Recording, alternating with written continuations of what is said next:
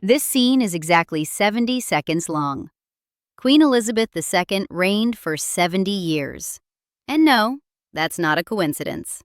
The Crown's series finale dropped on Netflix on December 14, 2023. Within hours, viewers started timing the final sequence. They grabbed their phones, hit the stopwatch app, and counted. 70 seconds. Elizabeth sat on the throne from February 6, 1952, until September 8, 2022.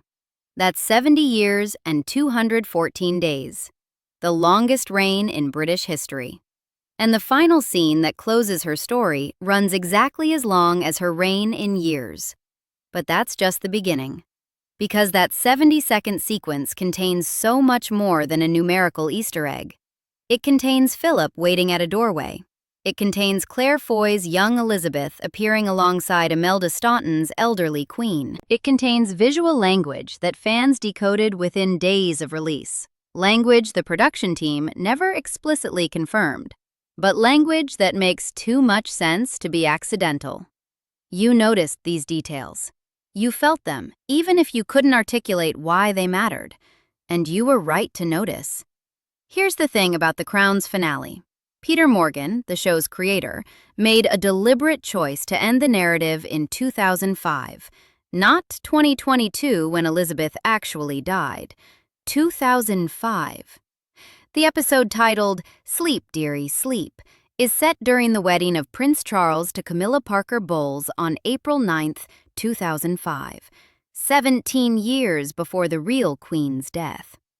In his interview with The Hollywood Reporter following the finale's release, Morgan explained that he was completely committed to this ending point. He didn't want to depict a living monarch's decline. He wanted to close the story while there was still story left to tell. But then, Elizabeth died. September 8, 2022, Balmoral Castle, 96 years old. Production on The Crown's 6th season was already underway. Netflix confirmed they halted filming as a mark of respect. The cast and crew observed the national mourning period, which lasted until after the state funeral on September 19, 2022. When cameras rolled again, they weren't making a show about a living queen anymore. They were completing a memorial. The fictional tribute had become an actual one. And that context matters for everything that follows. Because every frame of that 70-second finale carries weight that even the writers couldn't have fully anticipated when they started. The timing correlation, 70 seconds for 70 years, hasn't been officially confirmed by Netflix or the production team. No interview exists where Peter Morgan says they deliberately cut the scene to that length. Fans discovered it. Fans shared it. Fans made it mean something, and whether the Edit Bay team calculated that duration or whether it emerged organically from the footage they had, the resonance landed. Hard. Viewers weren't looking for coincidences.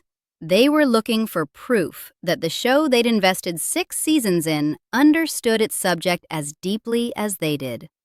The 70-second timing gave them that proof. To understand why that finale hit so hard, you have to understand what came before it.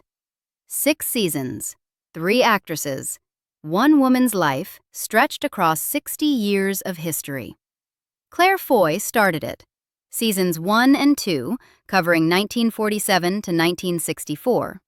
She won the Golden Globe Award for Best Actress in a Television Series Drama. She won the Screen Actors Guild Award for Outstanding Performance by a Female Actor in a Drama Series. And she earned both by making audiences believe in a version of Elizabeth most had never imagined. Young, uncertain, overwhelmed. Because here's what people forget. Elizabeth never expected to be queen. Her father, George VI, only became king because his brother, Edward VIII, abdicated in 1936 to marry Wallis Simpson. Elizabeth was 10 years old when the crown landed on her family by accident.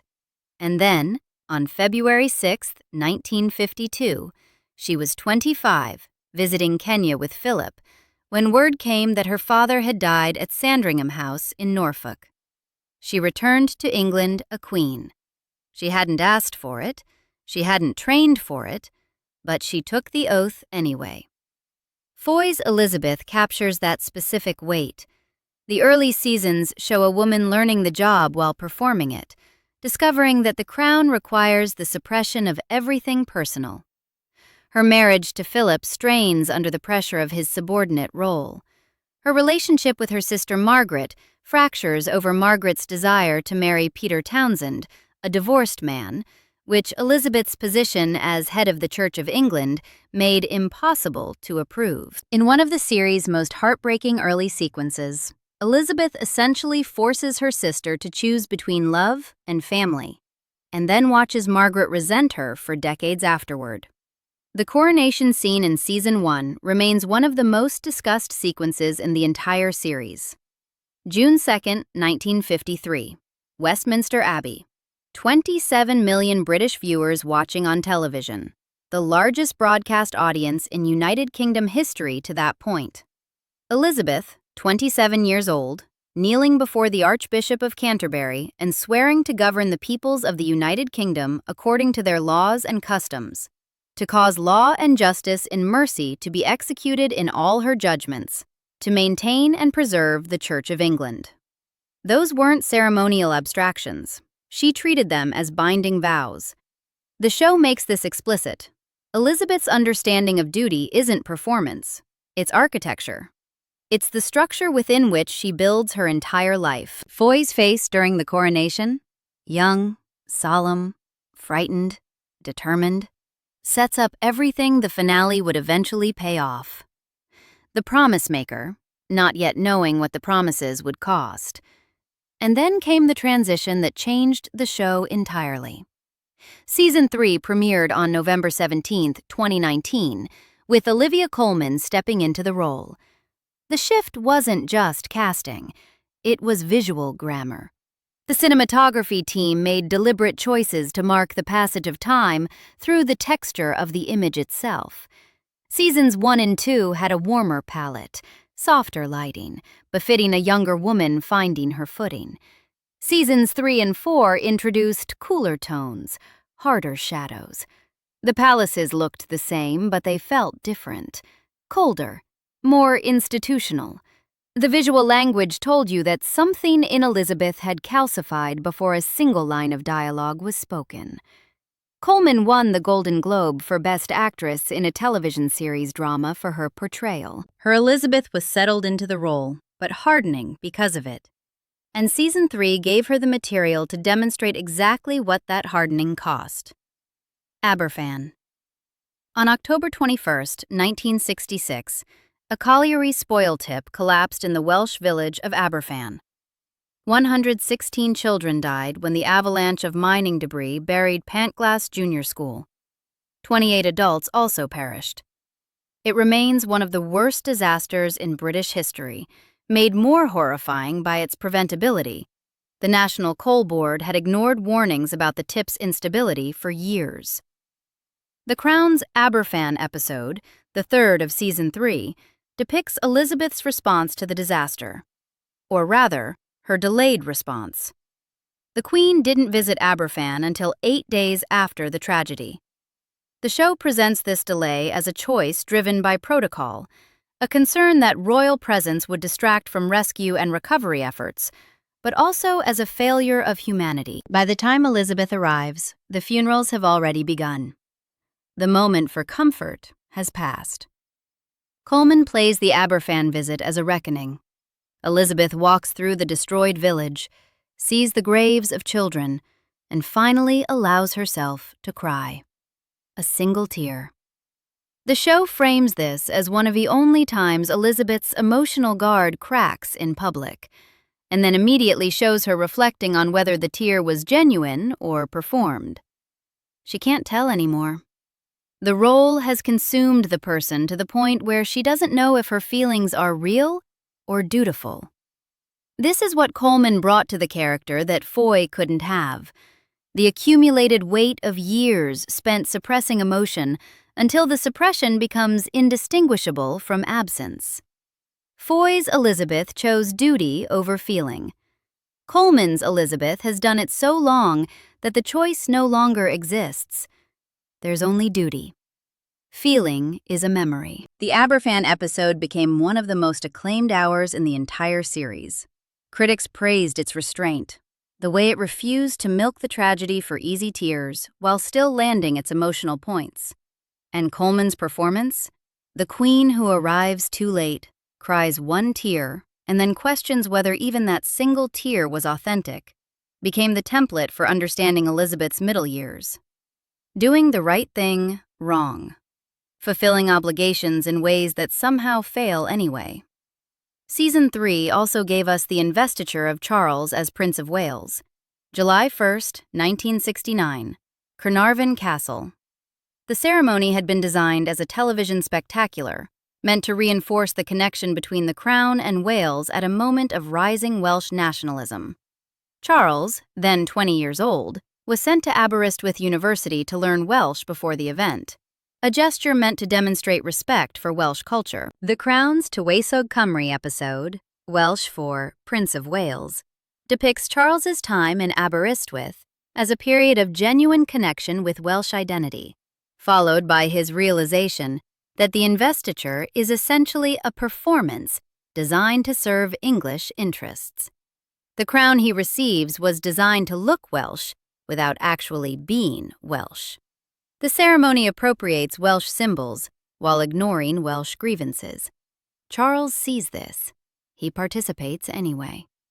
Josh O'Connor plays Charles in seasons 3 and 4, and the investiture episode establishes the tension that would define his portrayal. A man who sees through the institution's hypocrisies, but lacks the power or will to change them. When he kneels before Elizabeth at Carnarvon Castle and pledges his loyalty, there's something hollow in the ceremony. Both of them know it. Neither can acknowledge it. Colman's Elizabeth presides over the investiture with perfect composure. She's mastered this by now. The public face, the ceremonial stillness. But the episode doesn't let her off the hook. It asks whether maintaining the institution requires her to participate in its deceptions, and whether that participation costs something she can't name. These are the middle years. Aberfan, the investiture, the slow accumulation of compromises and failures that the role demands. Colman's Elizabeth isn't cold. She's protected. She learned from every sacrifice the role demanded that showing feeling was a vulnerability she couldn't afford. And by the time her tenure ends, that protection has calcified into something like distance, from her children, from the public, from herself. Season 4 introduced Diana and accelerated the dissolution. Emma Corrin's portrayal of the young Diana Spencer arriving at Balmoral, charming the family, marrying Charles in the 1981 wedding watched by 750 million people worldwide. It's a masterclass in dramatic irony. We know how this ends. We know about the eating disorder, the affairs, the divorce, the tunnel in Paris. Watching Diana enter this family is watching tragedy in slow motion, and Colman's Elizabeth presides over it with the composed face that Foy's Elizabeth learned to wear, and Staunton's Elizabeth would perfect. The Windsor Castle fire serves as the visual metaphor for everything collapsing. November 20th, 1992. A spotlight ignited a curtain in the private chapel, and the fire spread through 115 rooms of the castle over 15 hours. The Queen's residence burning while her children's marriages burned too. Andrew and Sarah Ferguson separated. Anne divorced from Mark Phillips. Charles and Diana's marriage dissolving publicly, messily, in leaked phone calls and tell-all interviews. 4 days after the fire, on November 24th, 1992, Elizabeth delivered what became known as her Annus Horribilis speech at a luncheon in London's Guildhall. The phrase, Latin for horrible year, entered the public lexicon instantly. She spoke with a heavy cold, her voice raw, and admitted that 1992 was not a year she would look back on with undiluted pleasure. The understatement was so British, it bordered on parody, but something in the delivery conveyed genuine exhaustion. The speech included a remarkable passage acknowledging that the institution she embodied could be criticized, even scrutinized, and that such criticism may be just as effective if made with a touch of gentleness, good humor, and understanding. This was Elizabeth asking for mercy. Not explicitly, she would never be explicit, but the request was there for anyone listening. The Queen, who had never publicly complained, never shown vulnerability, never asked for consideration, was admitting that she'd had enough. Colman captures this in Season 4's depiction of the speech, the weariness that bridges the gap between young Queen and old, the armor cracking, just slightly, before being reinforced once more. The Annus Horribilis speech became a turning point in how the public understood Elizabeth. She wasn't a machine. She was a woman who could be wounded, who could feel her family crumbling around her, who could stand in front of a microphone with a cold and admit she was struggling. The speech humanized her without softening her. It made her sympathetic without making her weak. Colman's portrayal made this moment land. Her Elizabeth isn't defeated by 1992. She's exhausted by it. And there's a crucial difference. Defeat means you can't go on. Exhaustion means you go on anyway, because the oath requires it. Duty doesn't care if you're tired. The promises you made at 27 still bind you at 66. Which brings us to Imelda Staunton and Dolores Umbridge. Netflix announced Staunton's casting in January 2020. She was born in 1956. Academy Award nominee for Vera Drake in 2004. Decades of acclaimed work in British theater, film, and television. A career defined by range and precision. And yet, when the casting news dropped, the internet didn't talk about any of that. They talked about Umbridge. Staunton played Dolores Umbridge in 2 Harry Potter films, Order of the Phoenix in 2007, Deathly Hallows Part 1 in 2010. If you've seen those movies, and statistically, you have, you remember her. Pink cardigan, syrupy voice, that smile. Umbridge wasn't a dark wizard. She didn't have Voldemort's power or Bellatrix's chaos. She was worse. She was a bureaucrat who tortured children with enchanted quills that carved their own words into their flesh. She banned student organizations. She instituted surveillance and punishment. She weaponized institutional authority with a sweetness that made your skin crawl. Fan polls have consistently ranked Umbridge as more hated than Voldemort himself. And it makes sense. Everyone's met a Voldemort in fiction. Everyone's met an Umbridge in real life. The teacher who smiled while destroying you. The administrator who followed the rules precisely because the rules caused harm. Staunton made that character so effectively despicable that audiences couldn't separate her face from institutional cruelty. So when she was announced as Queen Elizabeth II, people lost their minds. Social media flooded with reactions, surprise, amusement, skepticism. How could they watch Umbridge become the Queen? How could they accept the woman in pink as the woman in pearls? The casting announcement turned into a years-long experiment in audience psychology, and Staunton knew it. In interviews throughout production, she acknowledged her Harry Potter legacy while discussing her approach to Elizabeth. She understood the challenge, portraying someone universally known while finding the private humanity beneath the public mask. Both roles required her to embody composure. Both demanded institutional authority, but with opposite moral orientations. Umbridge weaponized propriety as a tool of control. Elizabeth, as portrayed in The Crown, used it as a shield for survival, and as the framework within which she fulfilled her oath. Same instrument, different music entirely. Seasons 5 and 6 gave Staunton the most turbulent period of Elizabeth's reign to navigate. The dissolution of Charles and Diana's marriage, the competing interviews, Diana's devastating panorama appearance in November 1995, watched by 23 million viewers, where she said, "There were 3 of us in this marriage." Charles's own television confession of adultery. The divorce finalized in August 1996. And then, 1 year later, the tunnel. August 31st, 1997. Paris. Diana, Princess of Wales, dead at 36.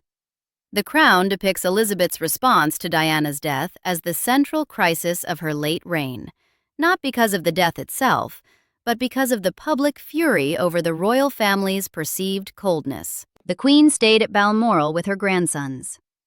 The flag at Buckingham Palace didn't fly at half-staff. No statement came. The press turned viciously, and for the first time in her reign, Elizabeth faced something like revolt from a public that had always loved her. Staunton's performance in these episodes captures a woman genuinely bewildered by what's being asked of her. She's doing what she's always done, protecting the family, following protocol, keeping private grief private. And suddenly that's wrong. Suddenly, duty isn't enough. Suddenly, she has to perform sorrow in ways that feel alien to everything she's built herself to be. The scene where she finally addresses the nation, admitting there are lessons to be learned, represents a crack in the armor that Foy's Elizabeth started building 50 years earlier. Staunton plays it as defeat, dressed as adaptation. She does what's required, but something costs her. Season 6 received mixed critical reception when its first half dropped in November 2023. Critics felt the Diana material, including a controversial sequence depicting Diana's ghost, was unnecessary, even exploitative. The show seemed uncertain how to balance its sympathy for Diana with its commitment to Elizabeth's perspective. Pacing dragged, the magic flickered. And then the finale aired, and everything clicked. Sleep, Dearie, Sleep finds its footing in the April 2005 wedding of Charles and Camilla. This is the ceremonial occasion Morgan needed, a family gathering that represents both ending and beginning. Charles marrying the woman he should have married decades earlier. Elizabeth welcoming Camilla into the family after years of resistance. A kind of peace, finally, after the war. The episode intercuts the wedding preparations with Elizabeth contemplating her own mortality. Not death itself, the show doesn't go there, but legacy, what she's leaving behind, whether it was worth it. Staunton plays these scenes with a stillness that carries 6 seasons of accumulated weight. We're watching a woman review her life, and then the finale gives us the doors. In the final sequence, Philip appears. Jonathan Pryce, who portrayed Prince Philip across seasons 5 and 6, is staged at a doorway. The visual language is unmistakable. Threshold, transition, passage. Philip moves through the doors first. He goes ahead. Prince Philip died on April 9, 2021, at Windsor Castle. He was 99 years old. His death preceded Elizabeth's by approximately 17 months. Their marriage had lasted 73 years, the longest of any British monarch. Due to COVID-19 restrictions, Elizabeth sat alone at his funeral in St. George's Chapel. That image, the Queen in black, masked, solitary in her grief while the world watched, became one of the defining photographs of the pandemic era.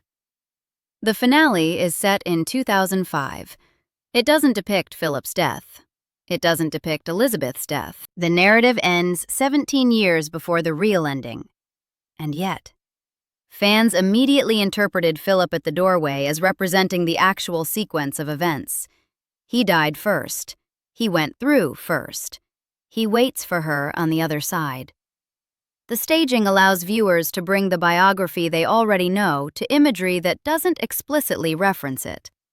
The show trusted its audience to make the connection, and they did. Within days of release, the Philip at the doors moment became one of the most discussed elements of the finale. The phrase that kept appearing in comment sections and Reddit threads, "destroyed me." That's fan language. Direct quote, "This destroyed me." The moment when Philip passes through ahead of Elizabeth destroyed viewers who understood what they were seeing. Not the 2005 wedding ceremony, but the 2021 funeral, the 2022 death, the end of a 73-year marriage that the show could only gesture toward. Peter Morgan and his team have not confirmed that this staging was intended to represent the real-life sequence of deaths. The interpretation remains a viewer reading, but it's a reading that makes so much emotional sense that intention almost doesn't matter. The details felt deliberate, so viewers treated them as deliberate. And maybe that's the highest form of storytelling craft, creating space for meaning that you didn't explicitly write, but that lands anyway because you built something true enough to contain it. Now the salute, or what fans called the salute. Claire Foy appears in the finale alongside Staunton. The visual staging places young Elizabeth and old Elizabeth in the same frame, the oath-taker and the oath-keeper, the woman who made the promises and the woman who kept them. The imagery suggests acknowledgement, recognition, something like a salute, though whether Foy's Elizabeth literally salutes is a matter of viewer interpretation rather than explicit staging. What fans saw was self-forgiveness. The coronation oath was real. Elizabeth swore before the Archbishop of Canterbury to govern according to law and custom, to execute justice with mercy, to maintain and preserve the Church. These weren't performative words. She treated them as binding vows. Her constitutional role required political neutrality, preventing her from expressing opinions on policy matters, even when she reportedly held strong views.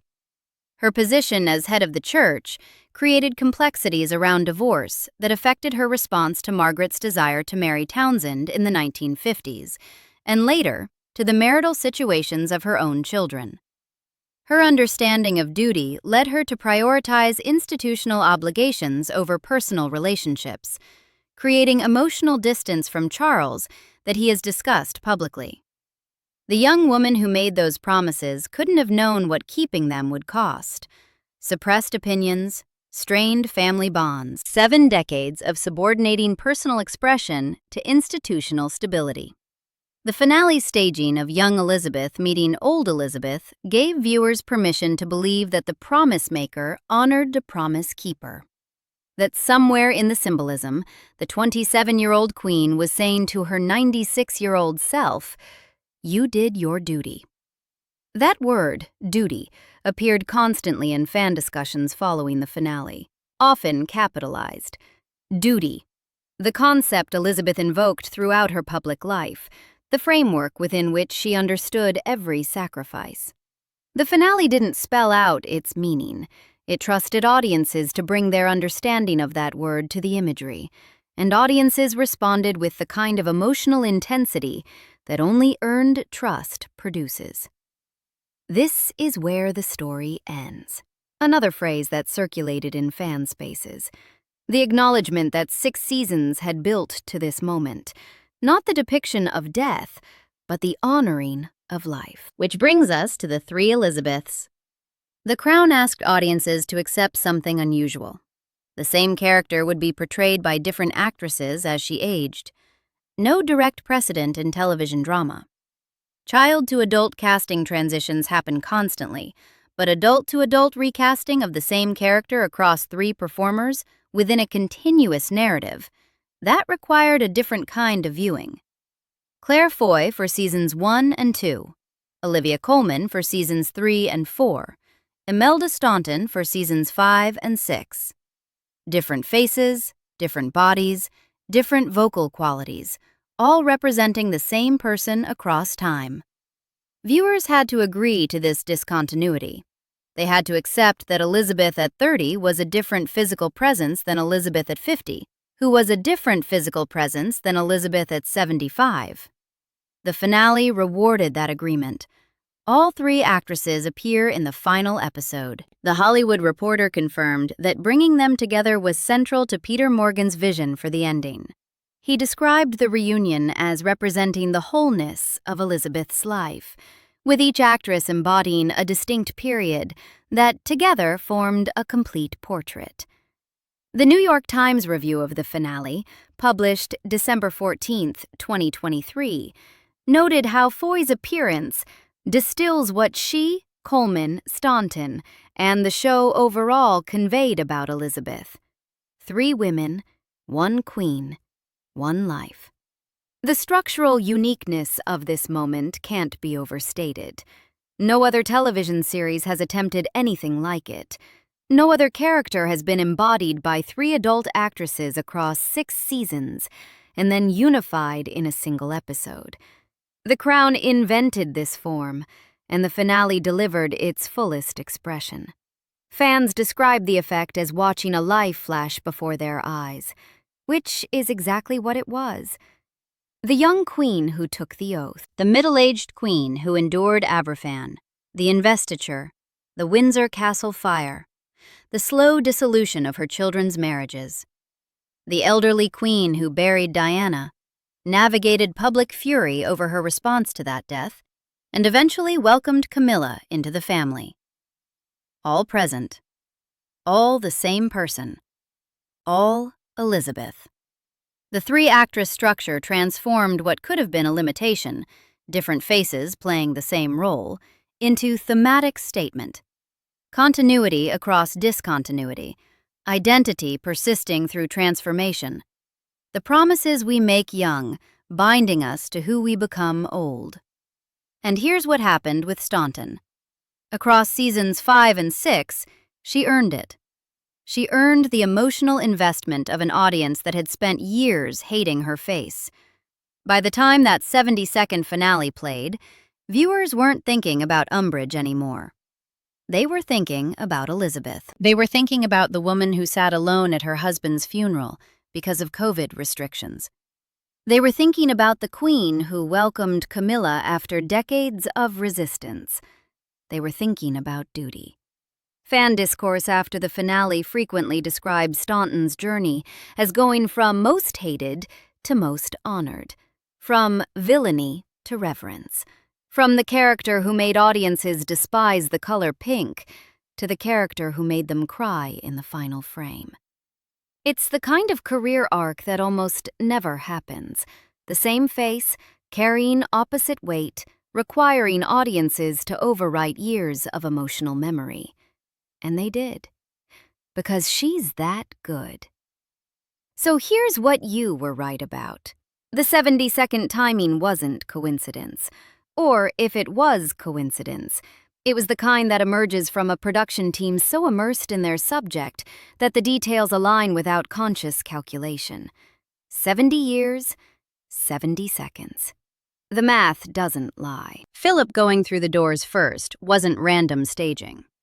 Whether or not the writers intended viewers to read his April 2021 death into imagery set in 2005, they created a visual that invited exactly that reading, and the reading landed, because it was true to the story everyone already knew. Young Elizabeth meeting old Elizabeth wasn't empty nostalgia. It was the show's thesis crystallized into a single image. The oath-taker acknowledging the oath-keeper, the promise and the proof of the promise kept. Self-forgiveness for the woman who gave 70 years to duty. The 3 Elizabeths appearing together wasn't just a production achievement. It was the fulfillment of a structural gamble that asked audiences to accept discontinuity and rewarded them with unity. You noticed these things. When you watched the finale, something in your brain said, "This matters. This is intentional. This is designed." And you were right. Not because Peter Morgan held a press conference confirming every symbolic choice. He didn't. But because the care embedded in this production reveals itself to viewers paying attention. The Crown trusted its audience. The audience trusted back. The finale aired 15 months after Elizabeth's actual death, 15 months after the production halted, observed the mourning period, and then completed work on a show that had transformed from fiction about a living monarch to a memorial for a historical one. The context changed everything without changing the content. The same scenes, the same shots, the same 70 seconds. But carrying weight they couldn't have carried before September 8, 2022. The Variety article on the finale's production, published December 15, 2023, detailed how the creative team approached the final scenes with Staunton. They understood that the final images of Staunton as Elizabeth would close not just an episode, but a 6-year project that had begun when the real Elizabeth still lived. They approached the shooting accordingly, aware that these scenes would carry weight beyond their narrative function. When The Crown began development in the early 2000s, Elizabeth was alive, and the show's approach reflected awareness that its subject could potentially watch herself being portrayed. By the time the finale was completed, she had joined the historical figures the series depicted throughout its run: Winston Churchill, Princess Diana, the Duke of Windsor. The fictional tribute became, in some sense, an actual memorial. Imelda Staunton never publicly played Umbridge and Elizabeth in the same frame. She didn't have to. Audiences carried both performances in their memory, and the finale's emotional impact came partly from the overriding of one with the other. The woman who made you hate pink made you cry for a queen in blue. That's range. That's a career. That's what happens when an actress earns both hatred and reverence across 15 years of work. The Crown's final scene isn't really 70 seconds of television. It's 70 years compressed into imagery. It's February 6, 1952, and September 8, 2022, collapsed into a single visual experience. It's the coronation oath and the state funeral, and everything between. Aberfan, the investiture, the annus horribilis, Diana's death, Philip's funeral, and 73 years of marriage ending with a queen sitting alone in a chapel. It's 3 actresses and 1 woman, and the question of whether duty is its own reward. And it's you, watching, noticing what you were meant to notice, feeling what you were meant to feel. Destroyed, yes, but also vindicated. Because the details you half caught were fully there, waiting for you to catch them. That's not coincidence. That's craft. Subscribe for more stories like this.